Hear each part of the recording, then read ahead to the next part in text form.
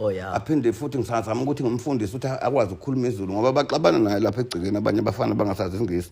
Umuzwe esecomplaina lo mlungu ethi baxabana ngobonto ulimi.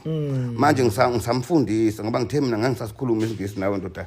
Njalo nje uvakashe ekhaya ukuthi sekubhlungu ulimi nemhlathi lokukhuluma isingisi ngathi mina khuluma isiZulu nje ngoba hayi sengikhathele ngokubeca use because hey awusukwa ngoba kuZulu phela because ubeca usa ngathi hayi sengikhatha amchazela umlungu Mr yakho mkhulu ake singene la mkhulu sibonile khona isigameko mhlambe ngiyacabanga ukuthi nawe mhlambe ukuphawula ukuthi mhlambe kukhona nawe mhlambe obungakwenza kulesigameko esike sasibona mhlambe ke besushu mhlambe ukuthi mhlambe ngokuphawula kwakho nje mhlambe ubungathini lapho uduma khona ukubonakala khona ehlwitha imic lapha na kundunankulu wesizwe sakwaZulu. Uyabona nje ke lento eyenzeka lapha kwaXeza yeah bekungamasimba namanyala hayibo ngiqinisile